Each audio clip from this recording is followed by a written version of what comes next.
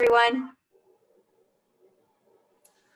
Good afternoon, everyone. Thank you for joining us today for our DACA Amid COVID-19 webinar with Congresswoman Norma Torres. We're joined today by local stakeholders that are here to talk about the resources available for DACA students and recipients. And with that, I do want to kick it off here with opening remarks from Congresswoman Torres. Congresswoman?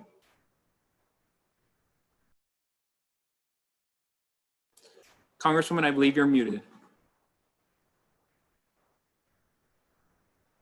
It's been a long day. Thank you, Jacob. Sorry about that.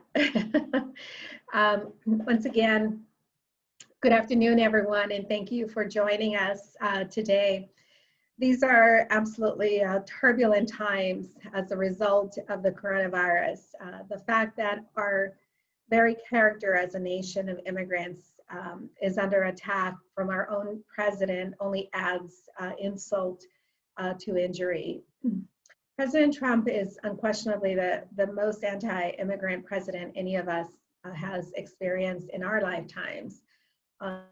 This is someone who called immigrants rapists and killers in his very first political speech announcing his candidacy that 3.5 years ago. Someone willing to poach vital funding from all across our government in order to build a wall between us and our immediate neighbor to the south. Someone who has worked hard to isolate us from the rest of the world. And just 2 weeks ago, this administration announced a new rule to increase immigrant fees up to 80% and place the United States with only 3 other nations willing to stoop so low as to charge asylum seekers for seeking safe haven. Similarly, President Trump has had absolutely no reason to shut down DACA and turn his cold shoulder over 600,000 people among us who contribute to our society every single day. And while we all celebrated the Supreme Court's decision to block the administration and to call it for what it was, illegal, the fact remains that this president is ready to try again, and he already is. We also can't forget Trump's attempt to shut down DACA is far from the only way dreamers have suffered under his presidency. We delivered $6 billion to colleges and universities to provide emergency aid grants to help students with basic needs like housing, food, and healthcare. The funds had no immigration requirements attached to them, but in April, Secretary DeVos implemented a new regulation restricting access to these funds. DACA recipients were among those this administration blocked. Efforts are underway to appeal, but this emergency aid has largely been dispersed already, so the damage, a lot of the damage has already been done. Congress also passed the HEROES Act in May 15th, to provide a follow-up to all of the support the CARES Act delivered. That bill makes it explicit that students who are not U.S. citizens can still access student grants in COVID funding. But so far, President Trump's enablers in the Senate have refused to consider the HEROES Act.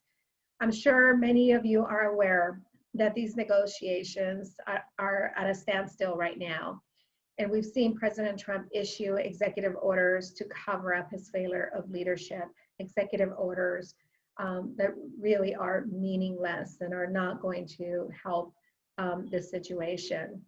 The fact is, the situation could have a huge impact on students right here in California. Students like yourselves, our future leaders. There are some 17,500 DACA eligible students in my congressional district alone. So this is a big part of our lives. DACA is a big part of our education system. DACA recipients are a big part of who we are as a community and of who I am, myself, an immigrant from Central America. We need a president who is proud of our diversity, someone who celebrates the fact that people around the world aspire to join us. Until then, I will continue fighting every day to hold this administration accountable, not just to our laws, but to our values and to our heritage as a nation of immigrants. As I close, I want you to know how you can reach my office. Visit our website at torres.house.gov to find a wide variety of resources, guides, and local support that is available to you. A new rule just took effect last Wednesday. It requires that congressional offices can only send e-newsletters, for instance, with information about coronavirus in our community to people who have specifically signed up for those newsletters. So visit torres.house.gov and sign up today.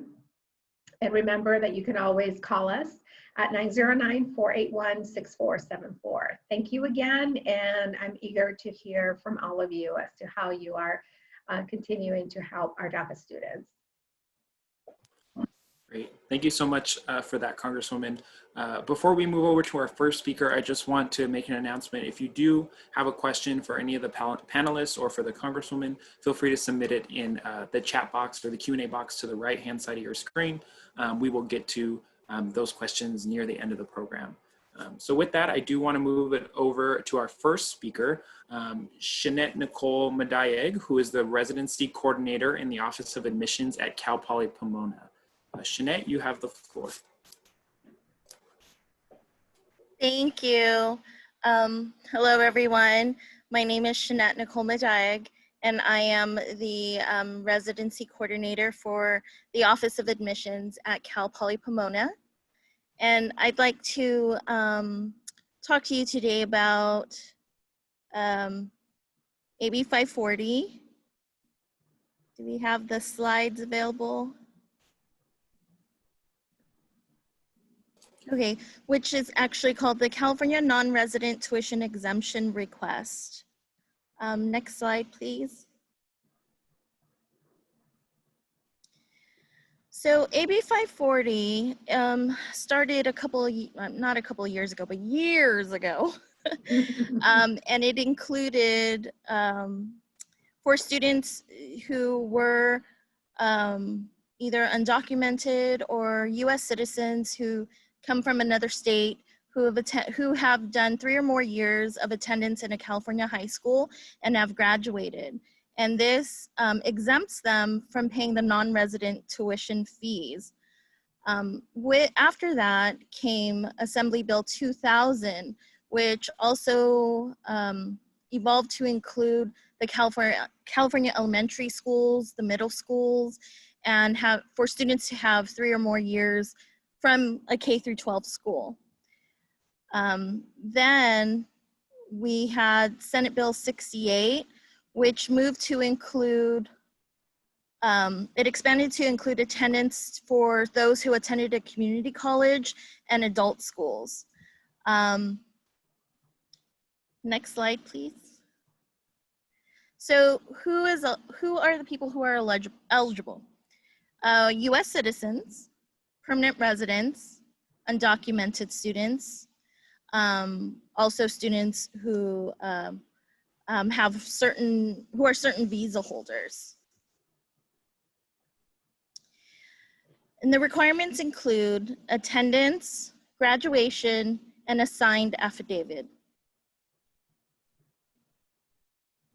So the attendance, as I said earlier, it includes 3 years from any of the following below. So California high schools established by the State Board of Education, California adult schools, campuses of the California community colleges, or a combination of any of these schools. Please note that only 2 years of a community college attendance can be used to satisfy this requirement. A 3rd year must be taken from attendance at one of the schools listed from 1 to 3. And then there's the graduation or transfer requirement. So students must satisfy the graduation or transfer requirement, graduating from a California high school or attainment of the equivalent thereof. or attainment of associate's degree from a campus of the California community colleges, or for fulfillment of the minimum transfer requirements established for the CSU for students transferring from a campus of the California Community College. And then the affidavit. So a signed affidavit, which is included as part of the form. The form must be completed, signed, and submitted along with supporting documents, such as transcripts that shows proof of attendance at a California school. And this is just a summary of the requirements. And that is all I have to share. Great. Thank you so much for that, Shanette. Moving forward to our next speaker, we do have another representative from Cal Poly Pomona, Charles Kahn, who is here to discuss a little bit more about financial assistance and scholarships available for DACA recipients. Great. Charles. Thank you. And unfortunately, I don't have slides to go through and provide a visual. I did provide a link earlier to Jacob that was provided by the California Student Aid Commission. They had created a frequently asked questions document specifically about financial aid and the DREAM Act. So really quickly, the DREAM Act is a series of laws that were combined together to provide financial aid eligibility for those students who may not have a valid immigration status, but they are California residents. These are our AB 540 students. So of course, the very first bill or the first law that set the groundwork for all of this was AB 540. And Shanette, so that you have the date, it was actually October 12th, 2001 is when that was passed. So that was really what set the groundwork for all of this way back in 2001. And while that provided some assistance with regards to waiving the non-resident tuition for our students that are California residents but may not have that status, it didn't do anything with regards to supporting their education in general. And if you think about it, you're a California resident, you're here, your family is here, you're contributing to our state, you're contributing to our economy, you're contributing to everything that makes California great. But yet you weren't able to reap that benefit of student assistance when it came to a higher education. So in 2012, and 2013, there were two companion bills that were passed in the state. The first one laid the groundwork for eligibility for scholarships so that those students who didn't have the immigration status, but they were California residents, they could still now receive a scholarship from the institution. And then in 2013, AB 131 was passed, and that's what finally said, hey, you're contributing to the tax infrastructure of the state. We're going to allow you to receive those funds back in the form of student assistance. And so it is that bill that passed in 2013 that finally made our DREAM students eligible to receive state and institutional grants. Prior to this, they weren't able to receive that. And it was actually, there was a family that the student was attending UCLA, and I had a friend who worked at UCLA at the time. That was really the impetus for all of this, because his family had immigrated to the United States, but they had forgotten to, or they had not included both of their children in the paperwork. So one child didn't have the valid immigration status, and it wasn't until they got to UCLA and started going through the process that they found that out. And unfortunately, UCLA wasn't able to provide any support. So that really exposed what inequities were out there for our students who are really residents of the state, and really made sure that the state was able to take action and the state legislature took action. So So that finally happened in 2013. So what's important about those things, and why do I want to make mention of that? It's because the DREAM Act in California and eligibility for financial aid for our DREAM students existed before DACA. It existed before DACA. It will exist after DACA. So I said before all of you joined us, I said, you know, the DREAM was here before, the DREAM will be here after, the DREAM is here to stay. So regardless of what happens on a national level, California is still committed, and it's in our state law that we provide financial support to students who meet those qualifications who are attending a higher education institution. And I think it's really important to realize that, because that alone can help release some of the anxiety that you might have, especially as you're trying to think about going to a school. So there is a separate aid application for DREAM students, and that is housed on the California Student Aid Commission's website. It's very similar to what FAFSA or students who are eligible for federal aid would complete, but it is a state application. And the Student Aid Commission and the state have wanted to reinforce to everyone, the information you put on that application really is only shared with the institutions that you apply to. It is not shared with the federal government. They have done everything that they can in their power to ensure that that information that you disclose is kept confidential from the federal government. It's not shared, so you're not at risk of anything when you do complete that aid application.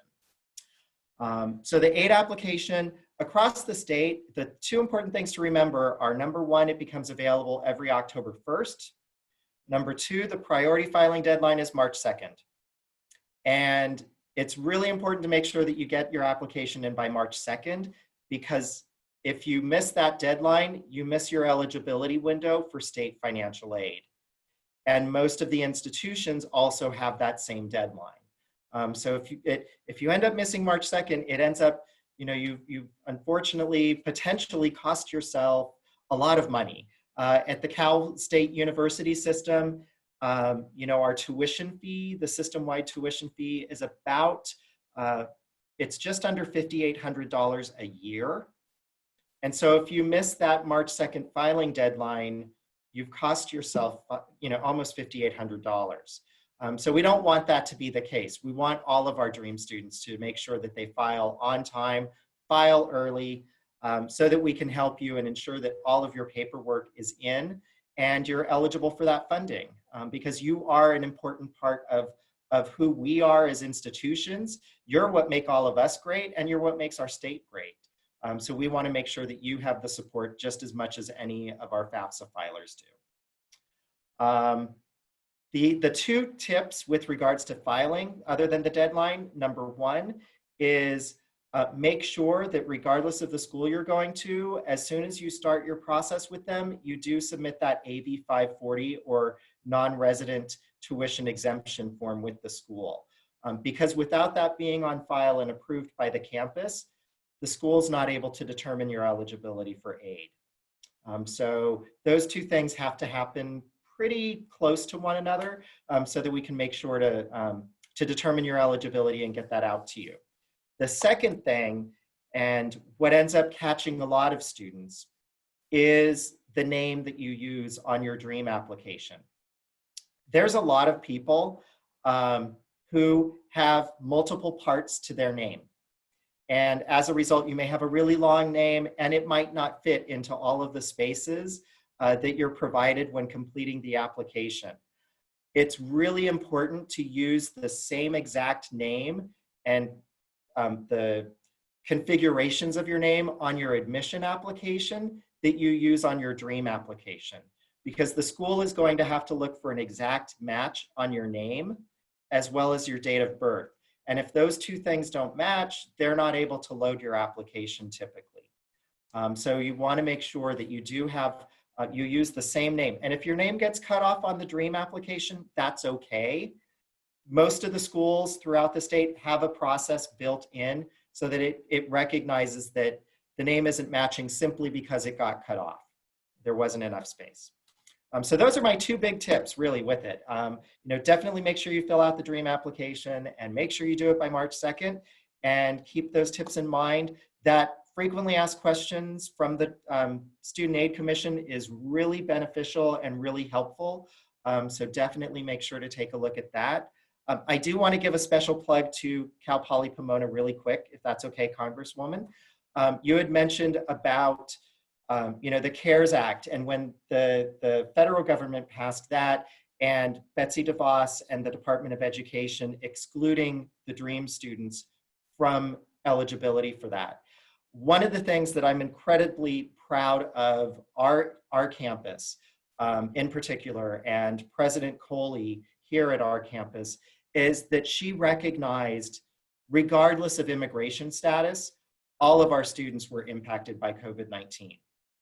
And so she worked with the administration and all of the departments on campus to ensure that we could come up with institutional funding to provide to our DACA students or our DREAM students who had been impacted by COVID-19 as well. So we did the same distribution of funding to our DREAM students that we would have done with our FAFSA filers or those who were eligible for federal assistance. And I think it just demonstrates, number one, the commitment at our campus that we have to our DREAM students, but I do believe that same level of commitment is across the state at all of the public institutions as well as the private. But I was able to see firsthand the commitment that our president and our campus put forward with that. So there is hope out there. There is certainly a lot of hope, Charles. President Coley shared with me that information early on, and I was very grateful to her leadership, and her efforts in serving all of the students regardless of their immigration status. And just for a little background, AB 540, it was a long time ago, but it was signed into law by Governor Davis, who was, then recalled. And, it goes back to the importance of staying, informed and exercising, your right to vote. AB 131, by the way, in 2013, I was in the state assembly and voted for it, but so did Representative Correa, Representative Desaunier, Representative Liu, and Representative Lowenthal. Those folks serve in Congress right now. So, that passion, that compassion, and that commitment to DACA students, we didn't leave it when we left the assembly after helping to pass one or several of these bills. It's still with us in Congress, and all of these people are still committed to continuing that fight. Thank you so much, Congresswoman and Charles, for that presentation. Moving forward, we do have a representative from Mount San Antonio College. We have Dario Fernandez, who is the director of the DREAM program on the campus. And he's here just to give some updates on what the Supreme Court decision means for DACA recipients and just where we are in terms of legal guidance and all that legal stuff. Thank you, Jacob. Good afternoon, everyone. I'm happy to be here. As was mentioned, my name is Dario Fernandez, and I am the director of the DREAM program at Mount San Antonio College. So yes, I'm going to be sharing a little bit about the overview of the Supreme Court case decision, some of the subsequent outcomes, the decisions that have taken place afterwards, and what this all means for DACA recipients and potential DACA recipients in the future. As we know, on June 18th, of this year, a highly anticipated Supreme Court case and decision was rendered about DACA, right? And so the case before the court wasn't necessarily whether DACA was a good program or a bad program or whether it should stay or not. It was really to kind of determine whether the president had the authority to end the program in the way that he did, or that he attempted to do back in September of 2017. And what the court determined was that the process that they engaged in to terminate DACA was the language that they use, right? They use legalese, but I'll break it down.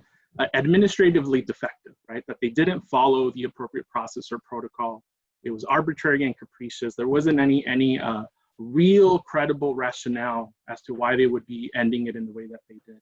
So in practice, what that meant is that the program had to be retroactively reinstated as it was on the terms of 2012 when it was initially established, right? So what that meant was any person that was eligible for DACA could apply now. This expanded it beyond renewals, right? Since September of 2017, only individuals that already had the DACA benefits could renew. So what this court case decided was that new applicants could be taken in, applications could be submitted, but then also that advanced parole, so this special permit to travel abroad for certain circumstances, they could be humanitarian, education related, or work related, that DACA recipients could apply for these permits once again. Again, one of the things that was terminated in 2017. And people that had DACA already could continue the renewal process. These would be the terms based on the decision after the Department of Homeland Security and U.S. Citizenship and Immigration Services established a process to do that immediately after the decision was rendered. Important to note is that the court did not say that the Trump administration could not end DACA. That's not what was decided or what was said. It was simply that they could, what this opened the door for is, or what actually happened on July 28th, when acting Secretary of Department of Homeland Security announced that in response to the decision, they were going to, the DHS was going to be, the Department of Homeland Security was going to be taking some actions to consider the future of the DACA program, and will decide whether they're going to rescind the program and follow a better process than they previously did to terminate the program in the future. Some of the key changes that resulted, so this is very fresh, right, July 28th, that resulted is that now what they're saying is that any new applicants for DACA, so initial applications, folks that previously didn't have DACA, those will be denied, right? So all new applications would be denied.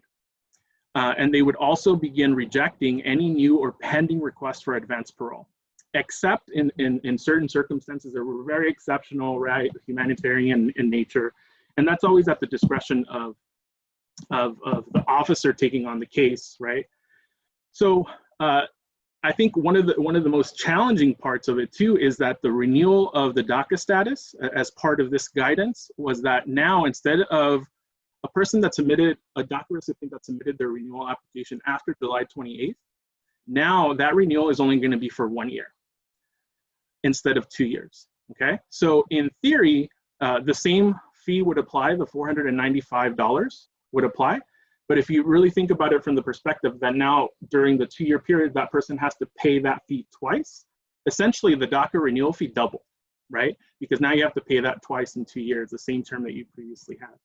So that's going to be quite a challenge for a lot of our DACA recipients that currently have it, especially as, you know, income and employability have been impacted for family members. And, you know, well, what if, you know, in many families, there's multiple DACA recipients, right? So there's going to be a lot of challenges there to be able to kind of move through the process. Now, one of the biggest misconceptions associated with DACA as well is that you have to be in school, right? And I want to you know, clarify that being enrolled in college or university is not a requirement to have DACA, right? So there is a requirement that, you know, says that you have to either be enrolled in high school or have already completed that, right? That requirement, and that could be, you know, followed in many different ways, but it doesn't necessarily mean that you have to be in college or university to be eligible for a DACA recipient. I mentioned that to transition into some of the recommendations, right?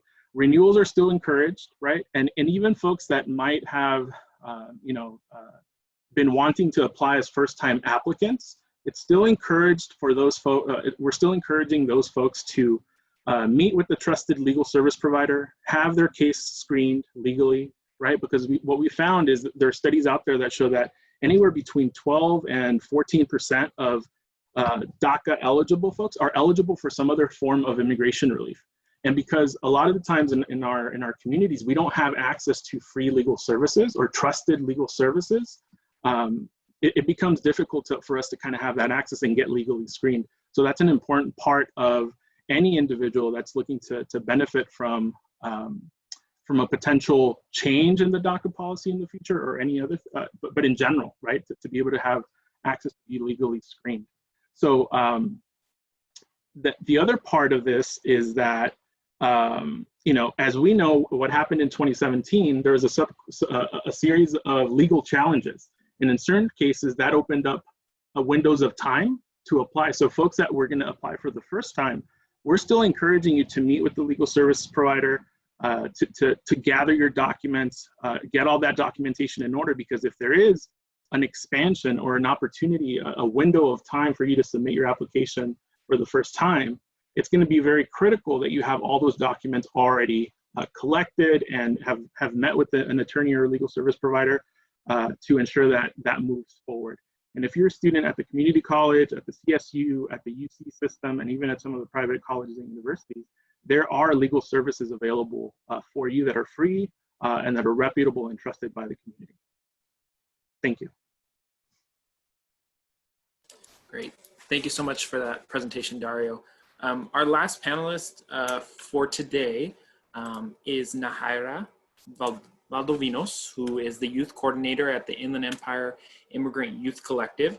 And she is here to give a little bit more insight into, you know, how our youth can stay engaged and what programs there are for immigrant youth that they can take advantage of.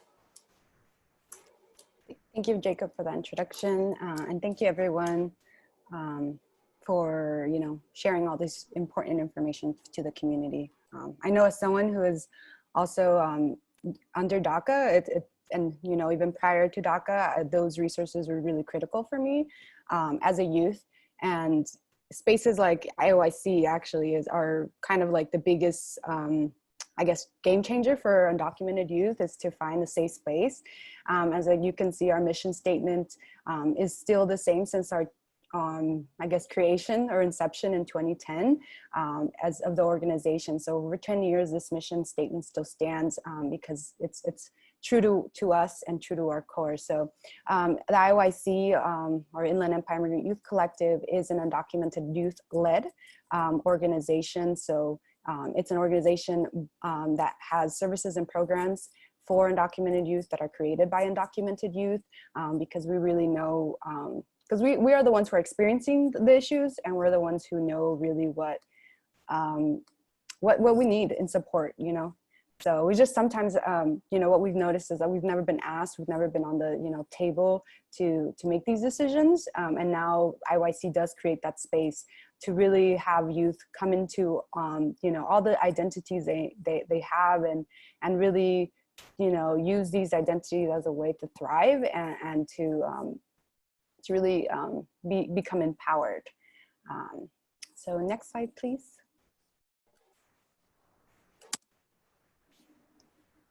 And then just some resources and services that we do provide, because like I said, many of these resources are by undocumented youth and for undocumented youth. All of these are free. So I really want to stress that, because like Dario said, like a lot of legal services or any services that undocumented youth seek sometimes does come at a heavy cost, which is hard for us to even think about, you know, even conceptually paying for that. So one of the services that we still do is we do have one-to-one DACA assistance.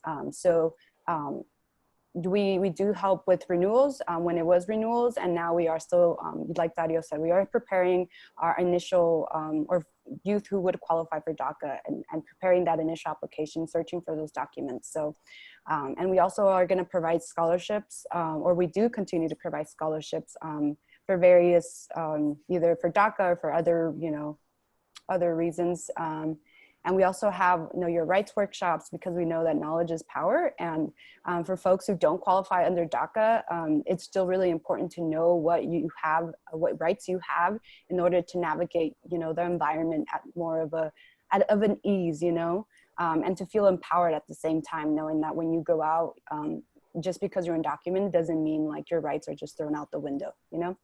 And then we do a lot of like California Dream Act assistance, like one-to-ones as well as workshops in various high schools. So when that time comes around, we do a lot of those with like For example, Ramona, King, Pauli, more Riverside, but we are hoping to broaden our reach in the San Bernardino area as well. And we also do Medi-Cal enforcement, enrollment, my bad, because we have been kind of, you know, leading with our Health for All campaign in expanding Medi-Cal.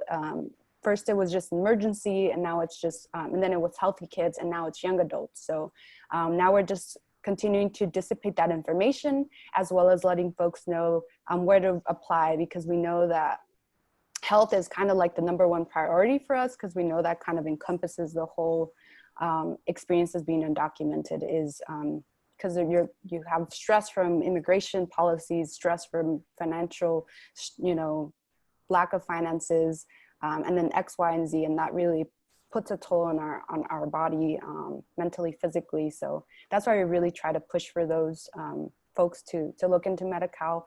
And of course, when we're talking about resources, we are also in the fight for, you know, getting everyone counted under the Census IE. So we have our wonderful youth leadership who are on the ground sharing information on the census, and sharing why it matters for undocumented folks to be counted, and to be represented as well. And then the last of our resource that is really our bread and butter of IOIC is that our Undocumented Mentorship Academy. It's a 6-week-long program, and it's a scholarship attached to it. It's a $500, and it's only once a year. We begin the applications around December area, and then acceptance during like January to begin our cohort. And it's undocumented youth throughout the IE that range from 16 to 24-year-olds of age. And we only accept 10 because we really want to provide, we really want to be intentional with, you know, the connections that we're building with one another.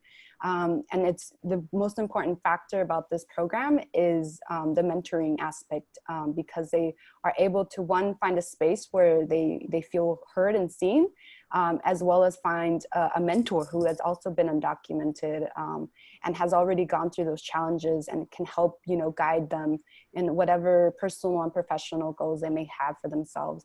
And most importantly too, they also, we also, you know, dive deep on like social justice issues in our community and how to get them involved. So we are very much, a lot of our resources are all kind of geared towards youth and the involvement of youth as well. But UMA also is kind of like the beginning of their leadership and their organizing, because that's when they get like the first taste. So next slide, please.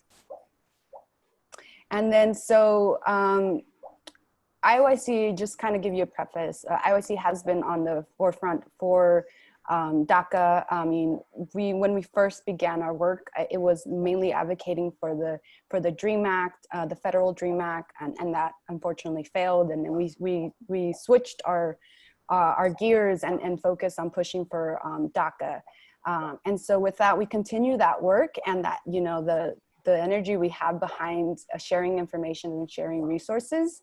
And just, this is kind of like our stage 1 of our DACA action plan. So our DACA action plan will consist of various local partners, and our main goal is to connect with all of the resources, so with local schools, UCs, Cal State, or, you know, community colleges, and because we know they also have the capacity to serve dreamers and undocumented youth who are eligible for DACA, whether that's free or whether that's supporting with financial aid, like the scholarship to pay for that fee of DACA application, or with free legal services that most of these campuses already hold. As well as we also have our own partners, our legal providers, who are also coming on board. So for the DACA, specifically for the DACA info sessions, we will have PH Dreamers leading those sessions. Is going to be 3 times a month. And essentially within that info session, it's going to be kind of delving deep on like, what is DACA, the eligibility, any updates, as well as how to speak to a legal provider. And then from then on, they will be filtered on into our our DACA screeners of eligibility as well as appointment setters. And those are going to be our undocumented youth who have been training for this past month with legal providers to kind of give them an idea of how to screen folks. And then from then on, they will then set appointments for these folks, whether they, throughout that screening, they're first gonna ask what schools they attended, and then they will pass them on to those resources, because we know that capacity for folks right now is pretty limited, whether that is legal providers capacity or the financial capacity of each institution or each partner. So that's why I really wanna be intentional in getting folks connected to those resources that, that are for them. Specifically for them. And then that's why you see them in a more lighter blue color. That's more of our institutional partners. And that's going to be like the lead coordinators of undocumented students who will then, get that notice from our volunteers to then set appointments for those community folks that joined us for the DACA info sessions. But our plan is similar to how the plan of our partners who work at institutions are, which is to continue to screen them, set appointments, and then those appointments will then go into meeting with a legal provider. And like Dario said, we are still going to go through with prepping initial applications.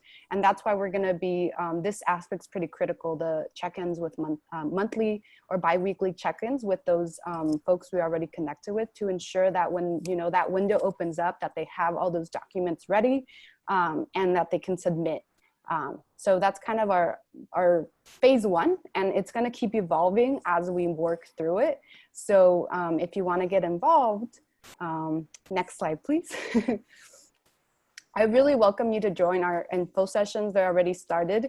So if you know someone who is, possibly eligible for DACA or is, or is a DACA renewal, it's still important that they still come to the info sessions, just because it's, again, gonna not just talk about the eligibility, but also resources of how, of updates, as well as local resources in regards to other avenues in which they can get financial support. And you can check out our Facebook, Instagram, that's gonna be up there as well as on PH Streamers. So stay connected, and that's how we really connect with youth in our membership. It's either you can DM us, message us on Facebook, as well as email us. As a disclaimer, I didn't put up our phone number because we have been having some issues with it. So these are kind of the safest bets to communicate with us. So I really hope y'all can do the reach out and also share that flyer because like I said, knowledge is power, and sharing these resources is really gonna help empower a youth in your community. And that's really important. As someone who's also directly impacted, these resources are really critical for the development of the youth leadership in the IE. So thank you. Thank you so much for that presentation, Haida. Okay, so moving forward, we're going to move into our question and answer session. So like I mentioned at the beginning of the webinar, if you do have a question, feel free to submit it in the Q&A box to the right of your screen. We'll sift through those as they come in. But we do have some submitted questions that those who had registered submitted prior to registering. So we have a question here from Sandra. And Sandra is wondering, or she wants to know a little bit more about if she wants to pursue college education and she is under DACA, what sort of financial aid is out there, what sort of scholarships are out there, or what guidance can she have as she's pursuing that? Because she's concerned her husband just lost his job and she doesn't feel like working and going to school is an option right now. So maybe our CPP reps can speak a little bit more on that. Sure. I think the first thing to keep in mind is the first thing that's out there is that AB 540 non-resident tuition exemption, which will, if once you've submitted that to the school, whether it's the community college, the Cal State, or the UC system, that will give you an exemption from that non-resident tuition, which can be pretty exorbitant. And considering you're already for all intents and purposes a resident of the state of California, we want to make sure that from a tuition perspective of higher education, that your tuition is reflected, as a California resident. So that's really the first step. As far as the types of financial aid that might be out there, scholarships, it's really going to vary based on the institution that you end up looking to. So I would always recommend starting with the website for the schools that you're thinking about. Every college has a financial aid office website, and almost all of them have a page that is dedicated to scholarship information. So there's going to be institutional scholarships that you may qualify, but also they'll have links to outside scholarship opportunities. The most important thing that I can stress with regards to scholarships is that they're supposed to be free money. And you should never pay money to be considered or to receive free money. So anytime there's suddenly a application fee or charges related to filling out a scholarship application, that should be a big warning sign for you that maybe this really isn't a legitimate fund that I want to try to get some money from.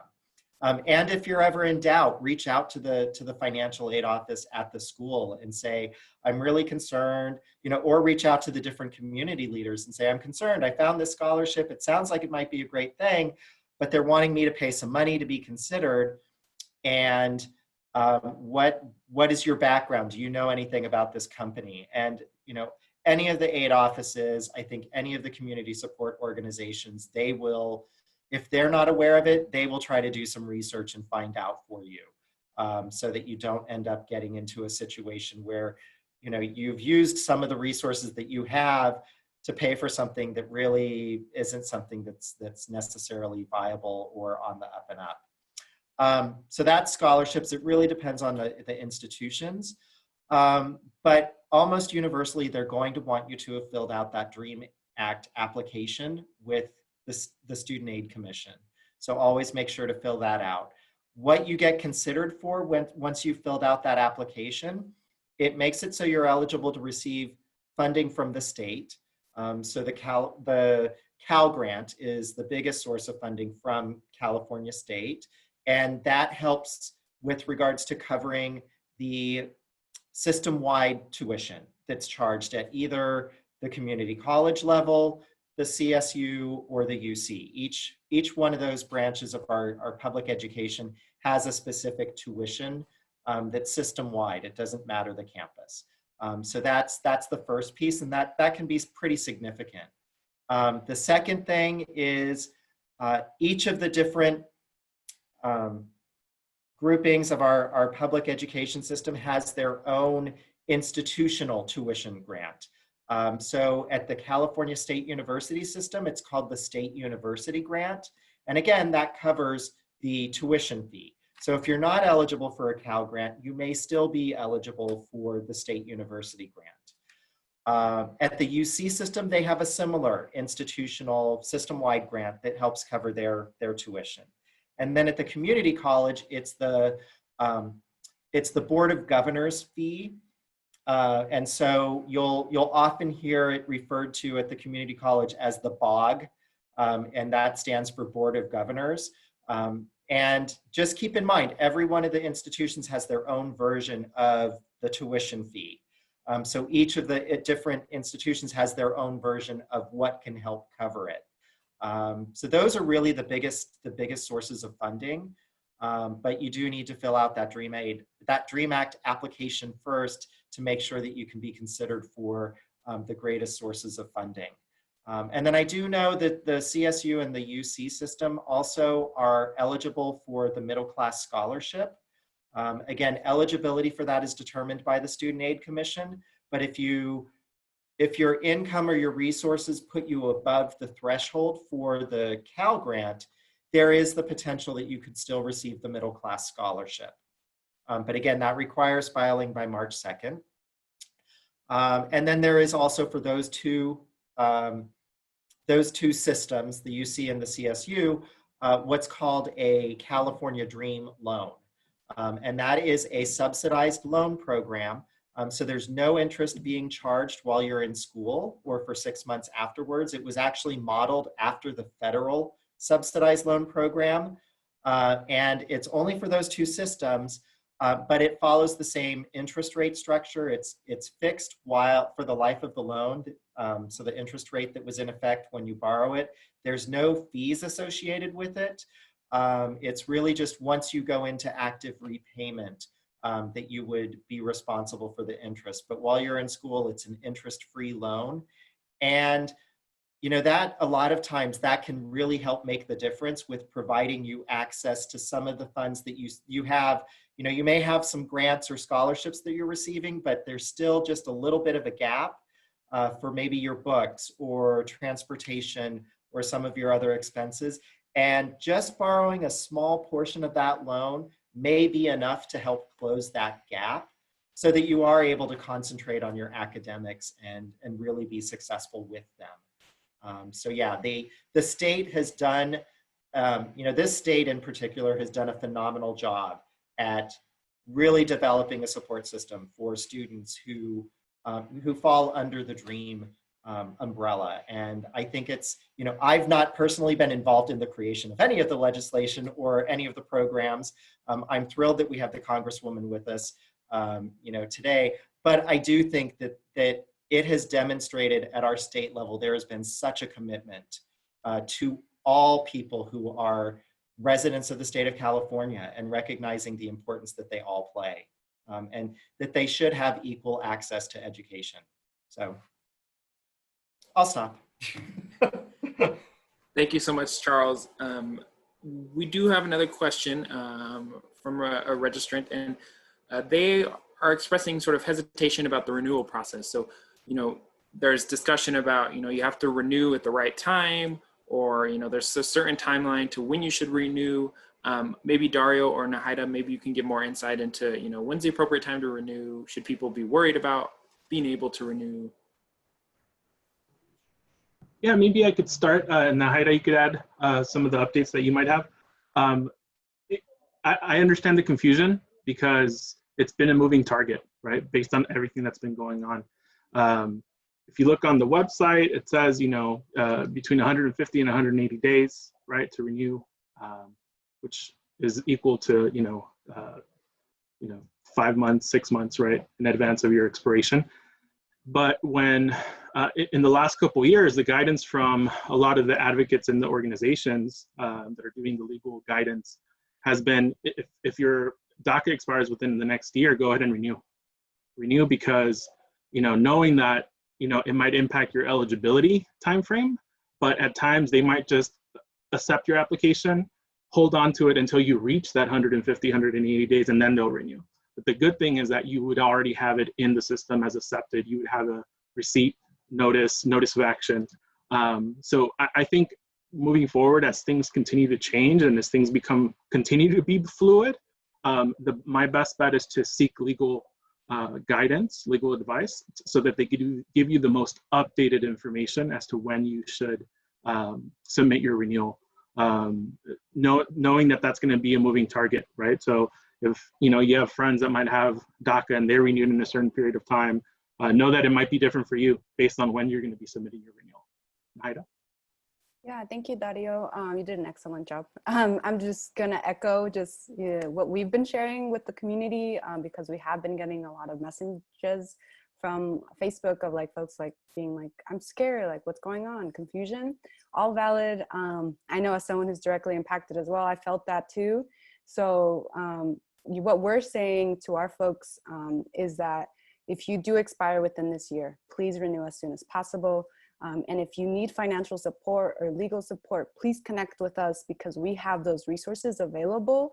Like I said, we have wonderful partners who have that capacity and who who are also directly impacted sometimes too. So they're gonna try their hardest to try to get you the best information and more accurate information that other folks might not be able to provide that. So always just follow up with your local orgs as who have those resources, or your school. Your school is also a great resource to keep in contact with And I also just give the tip to some of our youth who are doing the trainings is that if you really want to stay up to date and really get a better understanding of how the USC or DACA application works, go to the USCIS DACA website to really get updated, because they're going to be the first ones to drop any memo or drop any sort of information, and that way you won't be like caught off guard and be like, oh, what happened today?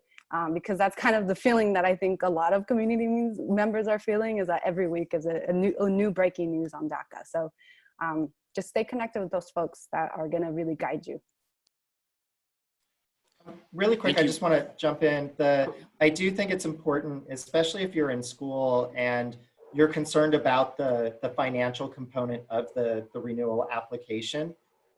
Don't let that become a barrier. Reach out to the resources at your school and ask, is there any support? Is there any financial support that can help cover this? I know in 2017, when there was the big, all of a sudden, okay, we're opening up the renewal window again, and you've got this very short period of time, it caught students completely off guard, and many of them didn't have access to funds to be able to pay the renewal fee. And I know of at least 2 of the CSU campuses that developed an emergency grant specifically to cover the renewal fee for students. And all the student had to do was apply, very simple application, and the check was made out directly to USCIS to cover the cost of the renewal fee. So there is a lot of support within the higher education community to help students cover those. So even if you're not sure who to connect with on the campus, reach out to organizations, and say, who should I contact? I need help with this, because that shouldn't be what prevents you from submitting your renewal application. I think it's important also, I think it's really important to add that even though schools may not be, the colleges may not be open fully, you can still contact someone by phone or by email, go to their website. Don't get stuck with everything is closed. The admissions office is closed, the counseling's office is closed, and I can't get information. Definitely. Thank you all for your insights with that. So I know we're running out of time, but I did want to close it out, I guess, with a big picture view. So moving forward, maybe, all the panelists can chime in a little bit. What can DACA recipients expect? What should they, do to plan for their future? The Congresswoman can speak to the congressional level at the end, and then maybe our panelists can talk about, what they're advising students on and recipients on what to expect moving forward. I guess we can kick it off. Maybe Dario, do you want to start off? Sure. I think there's so much uncertainty. There's so much, ambiguity as to, when, classes are going to commence, but also with, with government and opening of society, right? And I think for the longest time, I think that's reflected the uncertainty of our undocumented community, right? And it's almost like, for better or for worse, it was almost like we were trained well, right, to deal with a lot of that ambiguousness and that uncertainty. But I think the biggest thing I would want to communicate is to get involved and get connected with organizations that are building community, folks that are doing this type of work, because I think it matters, and especially at a time when we might be, physically isolated, right, to maintain that level of community, but also at the same time understanding that access to legal services and really understanding where you stand in relation to immigration law is a key component of mental health wellness for our undocumented community. For better or for worse, at least you will know where you stand. And the guidance that's been given to us is, treat it almost like, you would if we had access to healthcare and you're going to a checkup with a doctor. Get a legal screening every year if you can, right? Because that's how rapidly things change. And I think that's going to be the difference, is remaining informed, remaining in community, and being prepared for any changes in immigration law. I can follow. I know I've been speaking a lot and doing check-ins with our undocumented youth, as well as our DACA recipients. And what we've just been sharing with them is similar, is stay involved with us, stay updated with everything that's happening, because that, we know from our own personal life that the political is almost always personal. So we have to stay involved, keep our heads up and where this information is coming from, but also stick with folks who are willing to embrace you when you're feeling down. That's why it's so super important to reach out to organizations, and you can reach out to us, but there's also other wonderful organizations and partners who also uplift and support undocumented youth, because we know each youth needs their own specific space. So go out and explore and connect with community, because I know myself when I was younger and I'm really kind of coming to terms with my status, I felt very alone and isolated. Like I don't have anyone to lean on and support. And right now with so many changes happening with DACA, just lean into those support systems, because they're going to remind you that this is a challenge, one of many from the past, and we know that DACA wasn't something that was given to us. It was something we fought for, and that fight will continue for something more inclusive and more permanent. So that's why don't get down on the dumps. Stay up and uplifted and empowered with your community. Because that's where the power lies, is in the people.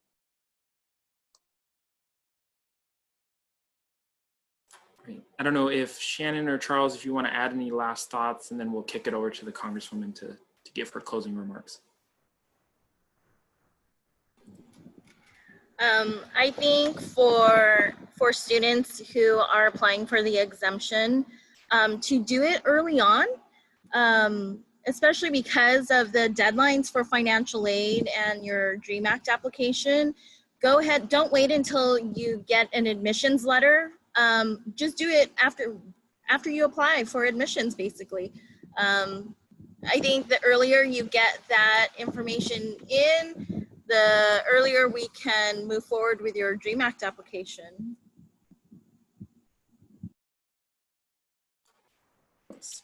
And I would echo that. I think that's great advice. Remember the AB 540 non-resident tuition form, there's no charge related to that. So it's free to submit that. So I think, as Shanette mentioned, once you've submitted your admission application, you then want to turn around and submit that other paperwork, so that once the decision is made on your admission status, they already have the information that they need with regards to determining your eligibility for that non-resident tuition exemption.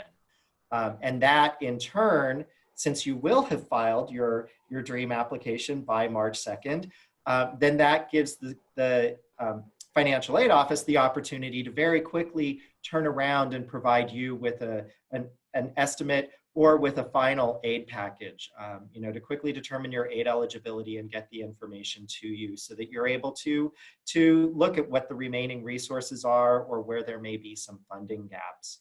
Ultimately, I think, I just like to reinforce as much as possible, regardless of what happens with DACA at the federal level, DREAM is something that is at the state level. And all of the groundwork for the DREAM program was laid prior to DACA coming into existence. So the DREAM was here before DACA. The DREAM will be here after DACA. The DREAM is here to stay.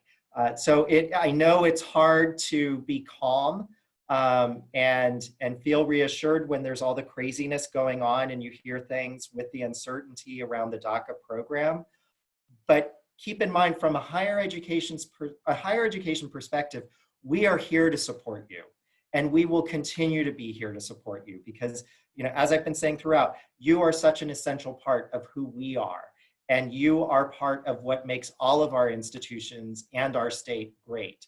So that support is not going away, from the admissions standpoint, from the education standpoint, and from the financial support standpoint within the higher education community. We are all here with you, and we will continue to be with you. Great. Congresswoman? Yeah, absolutely. Thanks to all of you, our panelists, for sharing, such insightful information.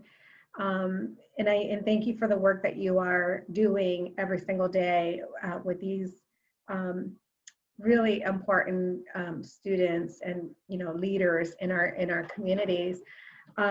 March 2nd is a really good goal to set.